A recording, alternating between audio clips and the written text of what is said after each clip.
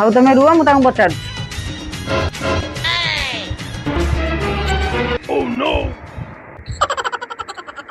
ତମେ ସେ ରୂପାଲି ଭାଉଜଙ୍କୁ କାଇଁ ଫୋନ ମାରିଥିଲ?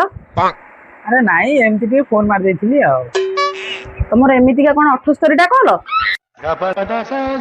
ତାଙ୍କ ପାଖରେ ତମର କାମଟା କଣ?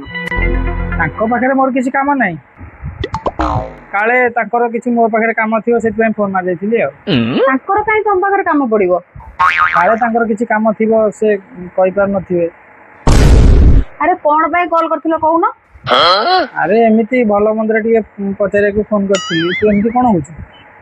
ନିଜ ଘରର ଭଲ ମନ୍ଦ ଠିକ ସେ ବୁଝିପାରୁନ, ପଡିଶା ଘର ଭାଉଜ ପାଇଁ ଏତେ ଚିନ୍ତା। ଆମ ଘରର ଭଲ ମନ୍ଦ ମୁଁ ତ ଡେଲି ଆଖିରେ ଦେଖୁଛି, କାନରେ ଶୁଣୁଛି। ହେଲେ ତାଙ୍କ ଘର କଣ ଦେଖିପାରୁଛି ନା ଶୁଣି ପାରୁଛି? ତାଙ୍କ ଭଲ ମନ୍ଦ ବୁଝିବା ପାଇଁ ତାଙ୍କ ସ୍ୱାମୀ ନାହାନ୍ତି? ହଁ ଅଛନ୍ତି, ହେଲେ କଣ ହବ?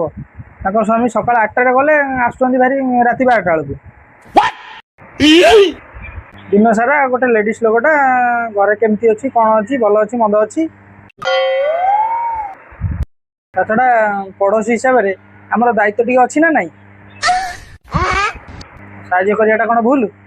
ତମେ ଏତେ ପର ଉପକାରୀ ସାହାଯ୍ୟକାରୀ ଲୋକଟା? କାଇଁ ଦିନେ ତ କୌଣସି ଘର କାମରେ କୋଉଦିନ ହାତ ବଢେଇଲ? ଅନେଇଲ, ତମର ଆଳୁ ଦୋଷ ଟିକେ ରହୁଛି ଆଉ। ମୋର କାଇଁ ଆଳୁ ଦୋଷ ରହିବ? ମୋର ତ ଡାଇବେଟିସ୍ ଅଛି, ମୁଁ ତ ମୂଳରୁ ଆଳୁ ଖାଉନି। ଆଉ ଆଳୁ ଦୋଷ ଆଇବ କୁଆଡୁ? ତମେ ଦିନକୁ ଦିନ ଯୋଉ ରଙ୍ଗ ବଦଳଉନ, ତମ ରଙ୍ଗଟାକୁ ଦିନେ ଛଡଉଛି। ମୁଁ କାଇଁ ରଙ୍ଗ ବଦଳେଇବି ମ? ମୁଁ ତ ଛୋଟବେଳୁ ଯୋଉ କାଳିଆ ଦେଖାଉଥିଲି ଏବେ ବି ସେ କାଳିଆ ଦେଖାଉଛି।